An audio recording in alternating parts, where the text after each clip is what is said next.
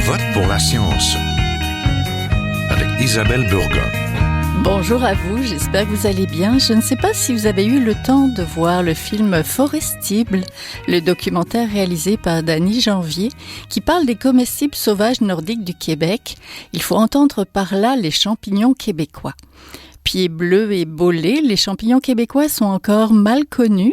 Un récent inventaire de biodiversité fongique au sein de la forêt de la seigneurie de Lobinière dans Chaudière-Appalaches a documenté 8 nouvelles espèces mondiales de champignons. Le récent rapport de Mycosphera, une organisation sans but lucratif de promotion du développement de la mycologie en collaboration avec Nature Québec, identifie également 31 espèces de champignons, si rares qu'ils n'ont jamais été aperçus dans la belle province. Aucune espèce de cette diversité fongique québécoise ne figure encore sur la liste des espèces menacées et vulnérables. Pourtant, les champignons du Québec gagneraient en reconnaissance et plus qu'à notre table. Et si l'avenir passait par les champignons? Nous en parlons tout de suite, ne bougez pas.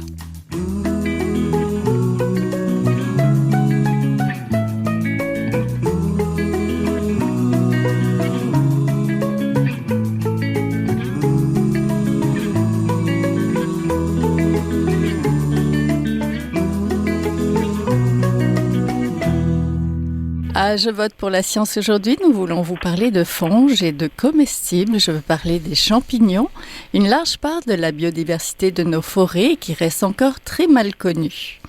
Nous allons nous contenter de ceux du Québec aujourd'hui. Vous allez voir, il y en a beaucoup. Donc, pour en parler, je suis en compagnie de Raymond Archambault, le conservateur du Fongarium du Cercle des mycologues de Montréal, qui est hébergé au Centre sur la biodiversité du Jardin botanique de Montréal. Bonjour. Bonjour, bonjour. Je suis aussi en compagnie d'Yvan Perrault, mycologue et président du Cercle des mycologues de la Naudière et de la Mauricie. Bonjour. Bonjour, enchanté d'être avec vous. Nous aussi. Le règle fongique serait l'un des moins connus et des moins protégés, alors que les invertébrés et les champignons représenteraient probablement 90% de toutes les espèces terrestres. Autour de la planète, on compte près de 23 500 espèces de champignons. Ici, les données sur la diversité fongique québécoise restent encore partielles, mais ça progresse. Je vais commencer avec vous, Monsieur Archambault.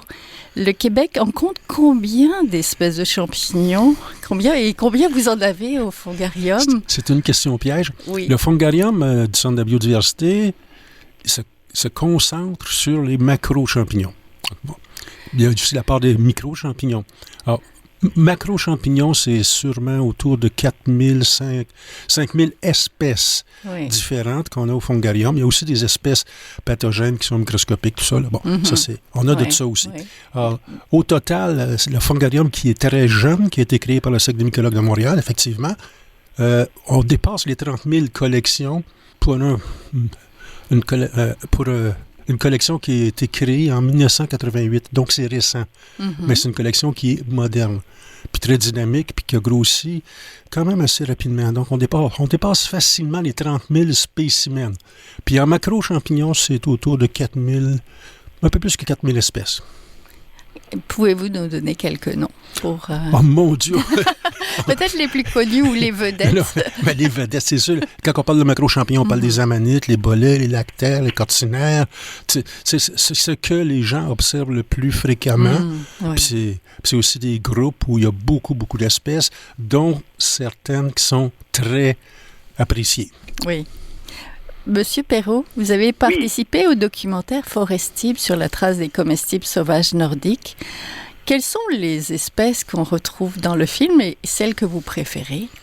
Celles que je préfère manger ou parce que moi je suis intéressé par les beaux champignons, les champignons qui ont des formes étonnantes, des coloris étonnants, qui sont occasionnels, quoique j'ai plus de difficultés à les identifier, là, mais maintenant je suis rendu assez alerte dans l'identification des comestibles, même des comestibles assez rares, là, mais qui sont mangés avec certitude, avec sécurité depuis longtemps. Là. Donnez-nous des noms. Moi, j'aime bien manger des amanites comestibles. Je les trouve absolument délicieuses.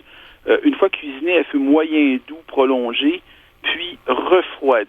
C'est refroidi, c'est très, très étonnant, là, qu'elles libèrent toute leur complexité aromatique de saveur. C'est absolument divin. Une amanite comestible, d'une espèce comestible. Ça ressemble à quoi?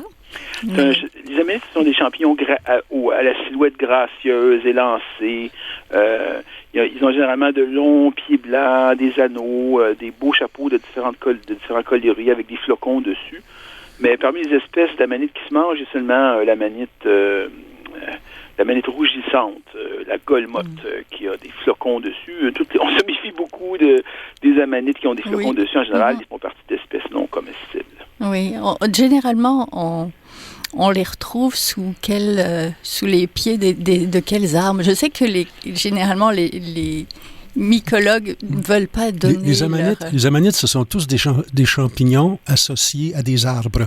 Oui, fait mais qu'on lesquels? on est bien servi. Alors, toutes les espèces d'arbres, ils n'ont pas de préférence. Sauf peut-être les érables, les tuyas, mais les conifères, la plupart des conifères, la plupart des feuillus du Québec ont des champignons associés à leurs racines. D'accord. Puis attention, parmi les amanites, je suis content de voir que Yvan, il a la témérité de manger des champignons, mais c'est bien sûr, le conseil général, c'est qu'on dit, faites attention avec les amanites, parce que parmi les champignons mortels, c'est ceux qui ont causé le plus d'intoxication. Oui, donc on peut les distinguer. C'est faire la différence qui est important. Et s'il y a des intoxications, c'est parce qu'on peut se tromper. Ah oui. Ah oui, avec les amanites, il n'y a pas de risque à prendre. Il faut absolument être sûr de l'identité, là, puis il faut être un petit peu formé à ça. Là. On ne prend pas de risque. Une seule bouchée d'une amanite non comestible, là, comme une amanite vireuse, et c'est la mort. Dans quelques jours peut-être plus tard, 2 bouchées. Oui. Une ou 2 bouchées. 1 centimètre cube à peu près, ça suffit à tuer son mangeur apparemment. Yvan, as-tu déjà entendu l'anecdote de l'abbé Potvin qui a dit qu'il connaissait quelqu'un que ça prenait 2 amanites, 2 sporophores, parce que quand tu en manges seulement un, tu es à moitié mort. Monsieur Archambault. Il y a eu quelques morts ces dernières années. Là, oui, il faut faire attention et puis idéalement savoir les reconnaître. Monsieur Archambault, présentez-nous ce qu'est un champignon. On pense surtout à ce qui est hors de terre, mais un champignon, c'est bien plus que ça. Mais en fait, c'est surtout pas ça. Ce qu'on appelle champignon, c'est ce qu'on voit sur le marché au comptoir des légumes. On associe ça aux légumes comestibles. Oui. C'est des fructifications. Et le champignon, l'organisme lui-même, le corps de ces individus-là, indépendamment qu'ils soient reproductifs ou non, le stade végétatif, on ne le voit pas. Il est souterrain. C'est ce qui est responsable de la grande discrétion des champignons. Ils sont discrets, on ne les voit pas. Ils sont beaucoup moins appréhendés, étudiés par les scientifiques, simplement parce que moins facile à découvrir. Oui. Est-ce que c'est pour ça que vous utilisez le mot fonge? Le mot fonge, il est très ancien. Hein? Oui. Il s'est répandu depuis une vingtaine d'années, 30 années. Moi, je l'utilise depuis cette période-là. Puis ça existait en Europe d'abord. C'était un mot français, la fonge.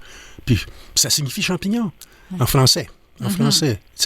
En anglais, on va dire funga, mais le mot mushroom en anglais, il est confondant parce que on le limite aux macro-champignons habituellement. Un peu comme le mot champignon. Un peu comme le mot champignon pour la plupart des gens. Exactement, oui, exactement. Mais champignon et fonge, en français, c'est des mots équivalents. OK. Il y a aussi mycélium. Le mycélium, c'est le corps du champignon, le corps, l'organisme lui-même. Puis cet organisme-là est tellement ténu. C'est des filaments très fins qui créent le fonctionnement de ces organismes-là. Ils ne sont pas comme les plantes ou les animaux pluricellulaires. Ils n'ont pas de tissu, ils n'ont pas d'organes. Non, c'est simplement des filaments. Puis c'est avec ces filaments-là que les champignons doivent s'organiser pour se développer dans le substrat en présence de plein d'autres micro-organismes qui sont là. Les bactéries, les nématodes. Mettez ça. C'est un monde souterrain dans lequel les champignons se développent. Oui, et il y a aussi mycorhizes quand ils communiquent avec les arbres. Oui, ça, c'est un aspect de la fonge. Hein. Il y a beaucoup de champignons. Beaucoup, vraiment de champignons qui vivent en symbiose avec d'autres organismes. Oui. Et une des symbioses, c'est les mycorhizes. Oui. Myco-champignons, rhizes, racines. Monsieur Perrault, qu'ignore-t-on sur les champignons sauvages comestibles? Je sais que vous êtes beaucoup dans les comestibles. Oui. Qu'est-ce qu'on ignore? Oui, qu'est-ce qu'on ignore? Qu'est-ce que la plupart des gens ignorent? On est encore faible. Pour ce qui est de l'ignorance, je sais pas trop. Les qualités nutritives, peut-être? C'est-à-dire qu'on ne sait pas encore. Les qualités nutritives sont encore mal connues. Il semble qu'ils soient riches en micronutriments, mais faibles en macronutriments. Pour vous, quels sont ceux ou celui qui présenterait peut-être une qualité nutritive intéressante et qui serait peut-être un peu moins connu que, j'allais dire, le bolet ou le chanterelle ou la morille, qui sont peut-être le trio les plus connus, là? Oui, je verrais bien les hygrophores et les tricolomes qui poussent tard en automne, là, qui sont rarement dans les assiettes des gourmets, là. Je pense qu'ils auraient des qualités nutritives intéressantes, mais ça coûte cher à analyser les qualités nutritives d'un nouvel aliment en faisant son étude là, en laboratoire. Là. Ça coûte plusieurs milliers de dollars. Hein. Puis souvent, les micronutriments qui sont là-dedans ne sont pas détectables ou très difficilement détectables par les laboratoires actuels avec leur équipement. Là. Fait que vous voyez, on a encore pour des années et des années avant d'établir leur valeur nutritive réelle. Entendu. Monsieur Archambault, il y a un intérêt mitigé de la recherche universitaire sur la mycodiversité au Québec. Pourquoi Je sais pas. La recherche Disons, scientifique... ça s'inscrit dans un mouvement général d'une diminution de l'intérêt pour les inventaires biologiques. Oui, autant pour les insectes, les herbiers. Disons, il y a une baisse d'intérêt pour les études de terrain. Et puis, puis on s'en va plus vers des analyses plus économiquement rentables, c'est-à-dire des genres de recherche qui amènent des fonds, plutôt que de consacrer des fonds de recherche à ce qui, pour beaucoup de monde, n'a pas de répercussions à court terme. Puis les champignons sont les grands perdants de ça, de ce processus-là. Je suis d'accord avec Yvan, par exemple, il mentionne les tricolomes, qui sont des champignons qui peuvent être super intéressants, super délicieux. Pourtant, c'est chez les tricolomes qu'on rencontre le plus d'avertissements, certaines espèces qui disent, écoute, oui, mange-en, mais fais attention à la quantité et à la répétition. Mangez souvent une espèce de champignon en quantité, parce qu'il y en a beaucoup, par exemple.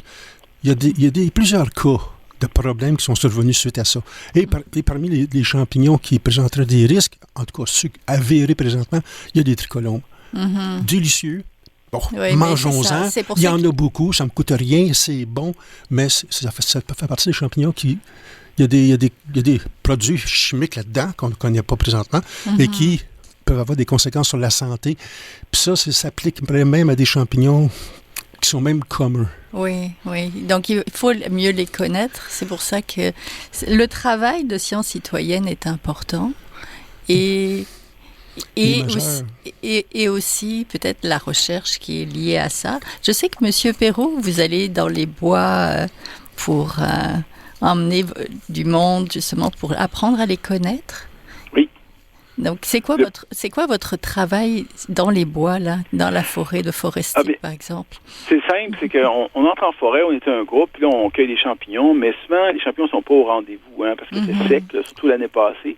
Oui. Donc là, on essaie de faire le maximum pour se retourner vers les plantes, les petits fruits sauvages quand il y en a, les arbres. On essaie là, de ne pas perdre de temps quand on est en forêt, puis pour que les gens y retournent avec des apprentissages, là. Fait que c'est ça, je suis un peu un animateur. Il y a des périodes aussi où je cueille en solitaire, là, puis là, je reviens vite vers le groupe. Et à la fin, on met en commun les champignons sur la table, puis on les identifie formellement, là, où on va le plus loin qu'on peut dans les identifications. On a nos livres de référence. Puis c'est très intéressant pour les gens qui viennent aux excursions de mon cercle de mycologie, ainsi qu'aux excursions de tous les cercles de mycologie au Québec. C'est la façon de procéder là, habituelle, là, l'identification de tous les spécimens récoltés sur une belle table. Là. Puis on envoie à tous les stades. On envoie jeunes, moyens, vieux. C'est vraiment très, très important d'assister à ces excursions-là pour pouvoir s'affranchir du danger de la méconnaissance puis des erreurs possibles. Là. Puis évidemment, pendant que je suis là, à la fin, si c'est possible, là, s'il y en a, je fais le tri sévère des spécimens comestibles, d'espèces comestibles, dans un parfait état de fraîcheur. Puis là, je les mets groupés dans des sacs bien identifiés avec des conseils de cuisine. Des fois, c'est pas possible. Là, on trouve seulement des champignons en mauvais état. Mais quand c'est possible, les gens aiment bien repartir avec des petits sacs de champignons sauvages à cuisiner, Oui. d'espèces nouvelles auxquelles ils n'auraient pas osé s'attaquer tant que ça. Mais avec moi, ils sont en sécurité. Entendu. Monsieur Archambault. Oui. Au la Québec, il y a citoyenne. 14 groupes de mycologues amateurs, ce qui est à peu près 3 fois plus de groupes que dans le reste de tout le Canada. Il y a 14 groupes de mycologues amateurs et effectivement, comme ils vont le décrire, des gens vont en forêt, apprendre à reconnaître des champignons, rechercher tous les comestibles, reconnaître des toxiques, mais il y a un phénomène qui se produit dans la plupart des clubs. C'est qu'il y a parmi les amateurs, il y a des gens qui deviennent des mordus de la mycologie, oui, qui mordus s'intéressent des à tous les champignons. aspects. Ils veulent connaître les champignons, souvent même ils n'en mangent pas.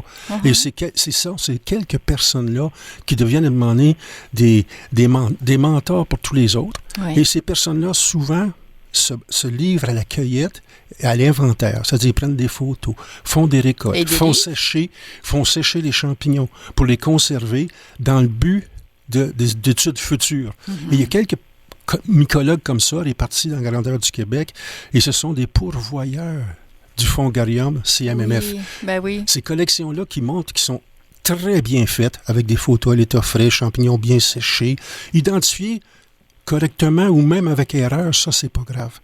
Quand la collection peut être conservée. Puis comme l'a mentionné Yvan tout à l'heure, tu sais, l'étude approfondie se fait au microscope, après coup, et bien sûr, avec le moléculaire, l'ADN. Yvan l'a mentionné d'ailleurs, ça devient de plus en plus indispensable pour faire la différence entre tous les champignons qui se ressemblent. Oui, ben c'est ça, c'est que M. Perrault les voit frais et vous, au Fongarium, vous les voyez secs, d'après ce que je comprends. tout y passe. C'est quoi la mission du Fongarium? Qu'est-ce que vous faites? Oui, la première mission, c'est la mycodiversité. Hein? Inventorier la mycodiversité du Québec. Oui. Puis ça, là, c'est en pleine croissance grâce aux mycologues amateurs, grâce à ce qu'on appelle la science citoyenne, du travail d'inventaire très bien fait, ça aboutit au Fongarium. Donc, documenter la mycodiversité. Oui. Et l'autre but, mais on est là-dedans aussi, c'est de contribuer à des recherches en systématique dans la classification des champignons. Donc, au Fongarium, on reçoit quand même pas mal de demandes de prêts, de collections. Des collections, des demandes d'Europe, des États-Unis, même du Japon. Pas tellement d'Asie. Actuellement, il n'y a rien en Asie qui se passe au point de vue des échanges. Mais puis beaucoup au Québec qui ont servi à des études plus en systématique, c'est-à-dire là, analyser la classification. Puis je peux vous donner un exemple. Oui. Récemment, avec Myco-Québec, c'est un site Internet facile d'accès, avec Myco-Québec, il y a eu un inventaire des russules du Québec. Bon, ils ont répertorié au-delà de 200 collections, espèces, là, plus que 200 espèces de russules, la plupart ils venaient du Fongarium, et ils ont fait faire des études moléculaires, microscopiques et moléculaires, tous des champignons photographiés à l'état frais. Et parmi ces 200 espèces-là, il y en a 100, la moitié, qui ne sont pas encore nommées. C'est des espèces non décrites. On a des spécimens, on n'a pas le nom officiel. Il n'a peut-être jamais été attribué. Donc, il y a un champ d'études. Il y a un champ d'études énorme et ça, il y a très peu de mycologues scientifiques qui se livrent à ce travail de décrire les nouvelles espèces. Or, elles sont très nombreuses. Oui, je suis d'accord avec vous. Les champignons et les autres lichens formeraient donc un des piliers dans les plans de restauration des écosystèmes, comme le soulignaient les membres de l'Union internationale pour la conservation de la nature lors du Congrès mondial pour la nature d'Abu Dhabi aux Émirats arabes unis en octobre dernier, 2025. Et les membres ont d'ailleurs souligné l'importance de poser des actions pour mieux protéger les champignons avec une motion, la motion 91. Rappelons que l'Assemblée nationale des Nations unies a proclamé la période 2021-2030, la décennie pour la restauration des écosystèmes. Monsieur Perrault, comment est-ce que les champignons peuvent aider les écosystèmes et les sols à se restaurer? Oh oui, ça a commencé depuis environ 25 ans déjà. Là. On commence à procéder à ce qu'on appelle la mycorémédiation des sols. C'est-à-dire qu'on inocule certaines espèces de champignons au niveau du mycélium qu'on a développé là, en laboratoire dans des terrains contaminés. Puis on sait que ces champignons-là, ils vont développer leur mycélium, là, leurs filaments, leurs ifs, là, puis qu'avec les enzymes produites par ces filaments-là, il y a des chaînes moléculaires complexes là, de produits contaminants là, qui vont pouvoir être défaites en molécules plus simples qui, elles, vont pouvoir être absorbées par l'ensemble du cycle naturel. Fait que, donc, la micro-rémédiation des sols est en cours. Moi, si j'étais plus jeune là, et plus d'affaires, je me partirais une compagnie là-dedans. Là. Les sols contaminés au carburant, là, aux énergies fossiles. Vous ne vous lanceriez pas dans les mycomatériaux, les matériaux composés de mycélium? En fait, je me lancerais dans les deux. D'accord. Les deux sont vraiment l'avenir. Peut-être plus encore les mycomatériaux, là, avec les ifs, là, des champignons qu'on développe là, artificiellement. Qu'est-ce qu'on en fait? On peut en faire toutes sortes de choses. On en fait des films plastiques, là, des pellicules de plastique, là, mais qui n'ont pas de plastique, voyez-vous, puis ils vont se décomposer, mais ils vont remplir le même office. On en fait aussi des composantes avec la mélanine là, qui sont noires, là, qui bloquent les rayonnements solaires. Ça serait parfait pour les combinaisons d'astronautes en sous-couche. Oui, ou les patients qui ont des radioscopies. C'est un micromatériau qui peut entrer dans les protections contre les rayons X. Là. Puis aussi, ça peut rentrer dans la fabrication de toutes sortes d'objets de la vie de tous les jours. Le problème à date là, avec les micromatériaux, c'est que ces ifs de champignons-là, ils peuvent connaître une croissance continue. Que le matériau qu'on peut former, il peut se déformer par la suite. Il y a en exposition dans un musée une chaise là, qui est célèbre, là, qui a été faite en micromatériaux. Là. Et puis, elle change de forme subtilement avec le temps. Avec l'humidité? Avec l'humidité ou avec la croissance naturelle continue de ces Même les artistes, en fait, peuvent l'utiliser. C'est spécial parce qu'on a ces ifs-là là, qui continuent de se développer, mais hors terre, à l'exposition de la lumière, à l'exposition avec l'air respirable qui comporte beaucoup d'azote. Puis on sait que les champignons, au niveau des mycéliums, ils détestent l'azote. Hein. C'est pour ça qu'ils sont tous réfugiés sur Terre là, depuis des centaines de millions d'années. Comme s'ils vivaient une sorte d'hiver nucléaire là, avec la constitution de l'atmosphère respirable. Parce qu'avant, l'atmosphère n'était pas pareille. Hein? Puis les champignons étaient très à l'aise à l'extérieur. Il fut un temps où la Terre entière, on voyait seulement les océans, puis les terres émergées de la roche. Puis seule forme de vie, c'était des champignons qui peuplaient la roche avant l'arrivée des premiers végétaux. Fait que, il semble qu'ils aient conservé, les champignons de cette époque-là, des premiers âges de la Terre, la capacité d'absorber les rayonnements solaires, les parties indésirables, là, des rayons qui confinent à la radioactivité. Puis à Tchernobyl, avec la patte d'éléphant, c'est un cas célèbre, là, c'est une espèce de résidu là, qui a coulé, là, qui a une forme de patte d'éléphant. Mais là, la radioactivité est en train de baisser très, très rapidement là-dedans, avec les mesures qui sont prises par les courageux, là, parce qu'il faut quand même aller là, se rapprocher, puis une exposition de quelques minutes de trop, puis c'est la mort assurée, là. Puis les mesures de radioactivité semblent anormalement basses, puis sont même contestées. Hein? Ils n'avaient pas maintenu votre appareil comme il faut, tout ça. Mais il est recouvert d'un champignon noir, qui est un cladosporium. C'est ça, je ne sais plus que ça en note, c'est un nom compliqué, cette affaire-là. Un cladosporium. Puis là, ça bouffe la radioactivité, cette affaire-là. C'est fascinant. Il y a plein de recherches scientifiques qui seraient à mener, finalement, si je comprends bien, sur toutes les promesses d'un organisme, finalement, qu'on connaît encore bien mal et bien peu. Monsieur Archambault, je vais terminer avec vous. Vous qui avez dévoué toute votre vie à la fonte, je ne révélerai pas votre âge. Donc, je voudrais que vous nous parliez, justement, peut-être des confusions fréquentes sur la place du règne des fongies dans l'arbre de la vie, ou peut-être simplement de pourquoi vous aimez tellement, vous intéressez tellement à la fonge. Les champignons sont méconnus, c'est sûr, parce qu'on comprend mal leur succès évolutif. Mais avant de comprendre leur succès évolutif, il faudrait le reconnaître. Reconnaître qu'ils connaissent une radiation évolutive énorme. La capacité de s'adapter à toutes sortes de conditions différentes dans le milieu, tous les habitats, les différents substrats, les phénomènes de compétition avec tous les autres organismes. Pour des organismes, qu'on se le dise, le mycélium, ce sont des petits filaments multicellulaires qui ont des grandes capacités. Et tout ça, ça découle de l'usine chimique.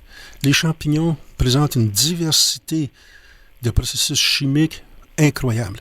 Ça touche à ce qu'on appelle les métabolites secondaires ou substances naturelles.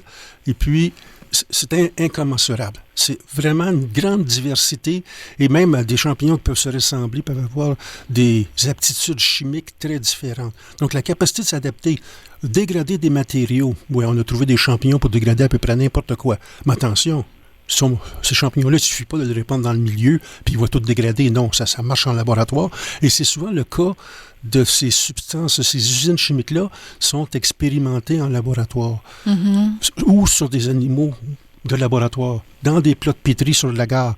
Puis là, on tire des conclusions. Ah oui, des conséquences. Il faut toujours être un peu modeste, finalement. Parfois, ces conclusions-là sont généralisées. Et puis, on en trouve plein sur Internet. Des produits naturels de champignons cherchés. Je sais pas, par exemple, le Ritchie. C'est incroyable tout ce qui est galvaudé là-dedans. Alors qu'il n'y a à peu près pas d'études cliniques sur du monde vivant, le laboratoire humain de tests. Oh, il y a sûrement des champignons. Attention, là, je ne dis pas que c'est jamais bon, parce que la population de l'humanité a doublé grâce aux champignons. La pénicilline, ça vient des champignons, et c'était un bienfait énorme. Il y en a d'autres, la cyclosporine. Il y a quelques substances comme ça qui ont été un bienfait énorme pour l'humanité, mais là, généralisé, il faut faire attention aux généralisations. Donc, c'est ça, là, comprendre la complexité de ces usines-là, les capacités que ça peut produire. Puis c'est vrai, c'est sûr et certain qu'il y a des substances, des médicaments nouveaux qu'on peut trouver chez les champignons. Ce qui manque présentement, c'est les études cliniques en médecine, qui peuvent nous confirmer hors de tout doute. Alors les gens, souvent, malheureusement, s'appuient sur des... Bon, ça peut être Internet, ça peut être Facebook, ça peut être peu importe, là. On s'appuie parfois sur des choses anecdotiques. Je ne parlerai pas d'intelligence artificielle, c'est encore pire, mais comme si tout était possible. Attention, c'est ça. Il faut développer le raisonnement pour bien comprendre toute la nature réelle des champignons. Oui, puis peut-être la recherche scientifique aussi. C'est fondamental, mais oui.